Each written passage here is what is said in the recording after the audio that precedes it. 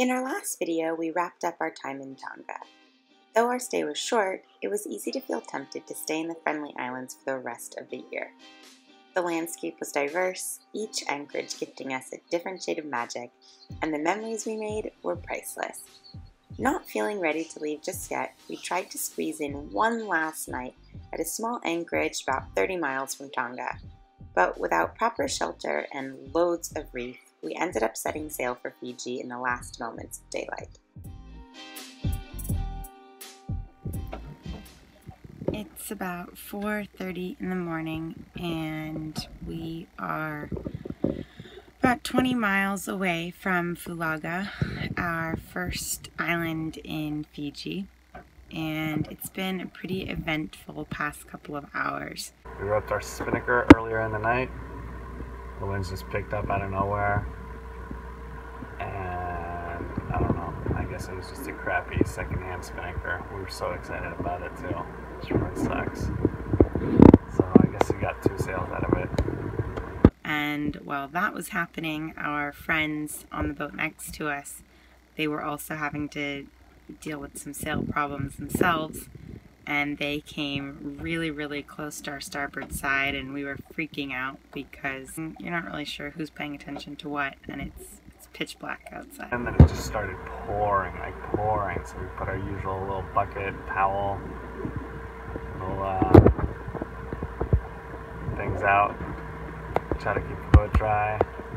Now it looks like we've got a steady case of lightning from our stern. Lightning is my biggest fear. That can be a very costly experience. If it hits the mast, it'll just come down, it'll fry all the wiring up, it'll fry the GPS, the VHF, the radio, anything electronic, maybe even the laptops. We're about 20 miles from our destination. It's still dark out, so hopefully we can have some light overhead before we see land for the first time. And then we'll deal with everything that's happened tonight. Getting some rest wasn't really in the picture. Not more than a minute later, the depth meter started flaring off and displayed some very alarming depths. Once the sun was up, we noticed large patches of sparkly, sandy, green-looking matter in the water. We think we might have witnessed the natural phenomenon of coral spawning, but we're really not sure. We do know that we're blaming it for our spazzy depth meter.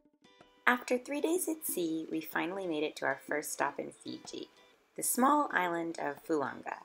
We didn't know much about the island, but as soon as we saw the teal blue water at the pass entrance, we knew that wherever we were in the right place.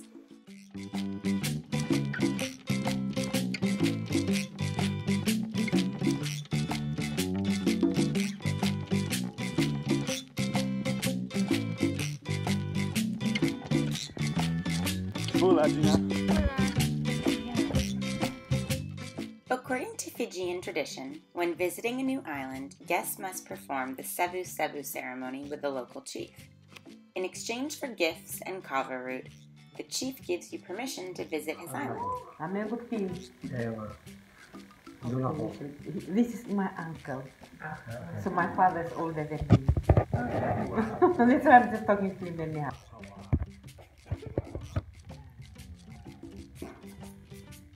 That's a very good one.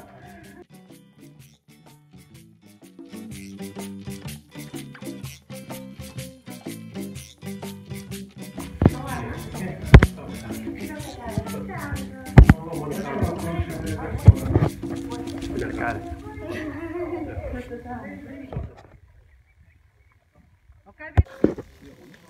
We just had our first meeting with the chief in Fulaga, and we came to give our offering of money and kava and some candies and teas for the kids.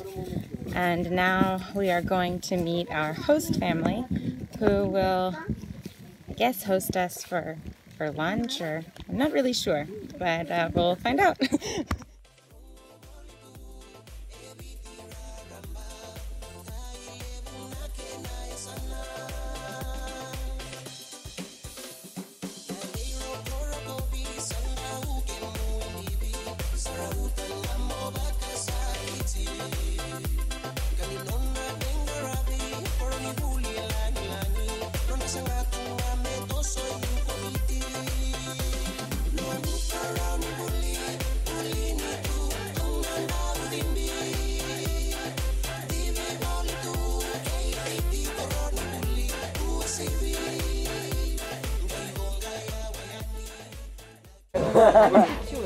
No, no, it's a straw.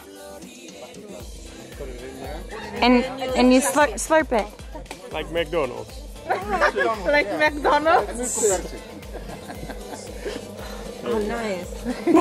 I didn't know that it was called like that. So we got a little wood shop here. This is where they do the carvings they bring to the other islands. Looks like a kava bowl. Oh, this is really nice. Yeah, it's heavy as well. Yeah. Oh, cool. How do they get... Test is not I think it's one in progress. Oh, a little ball.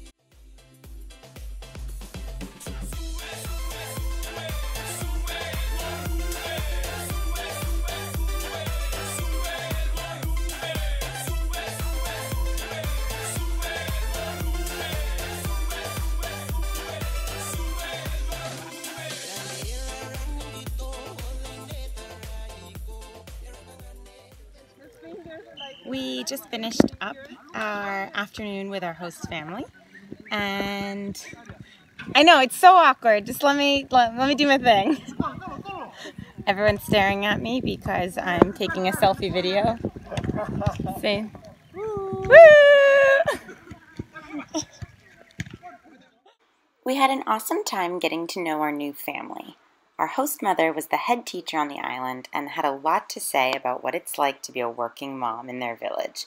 She taught us about local traditions and invited us back to attend church over the weekend. With the permission of the chief, we used the next few days to explore nearby anchorages and get some chores done before Sunday service. What are you doing? Trying to see where we're going to drill the hole for the horses. We should drill it. We want it like that.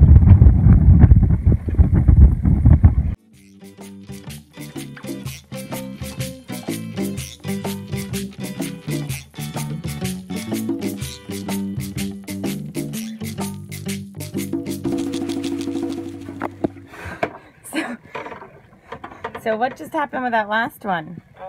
We're fishing. Trying to make the oar longer, and the pressure just 4 days. broke it in half. And now it's really stuck in there, huh? Oh no, but it's good. It's perfect.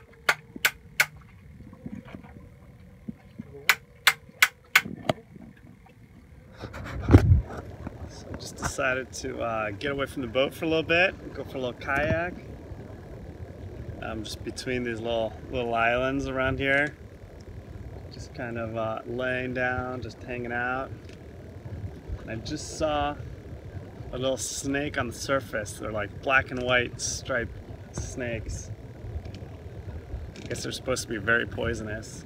It's around there somewhere, but I don't see it.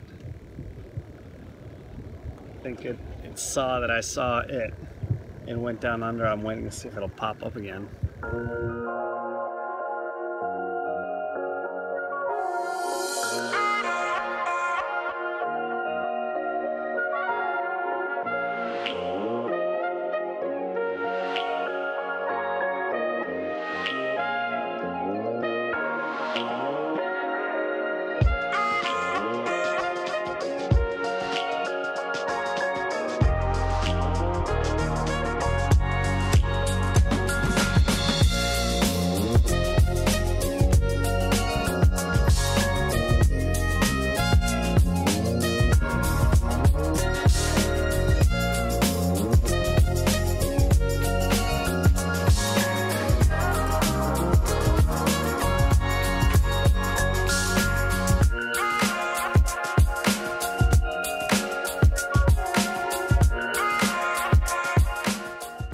The next morning, we explored an abandoned village and stocked up on coconuts to make milk for lunch after church. It was time to head back to Fulaga, and we know better than to arrive empty-handed. Oh, we're just looking for a little food. Since we're in the Lau Islands, there's not much. There's no stores. So we thought we'd find some fruit. Apparently there's some papaya out here. But looks like they've all been picked. We found 2 green coconuts, so Gina can have her electrolytes. Or what do you... Yeah. What do you get out of that? Electrolytes. Electrolytes. But what else did we find while we were looking for fruit? Toilet bowl. An abandoned village. Kind of strange. A little eerie.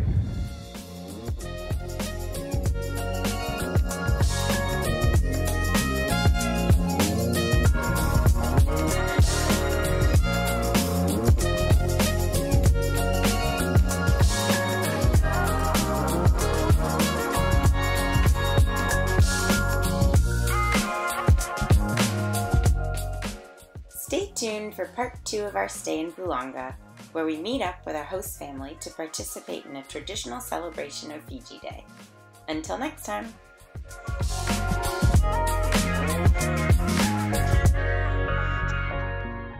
Hey friends, thanks for watching and joining along in our journey. As a thank you, we've enlisted the help of my awesome sister to handprint shirts for our supporters on Patreon.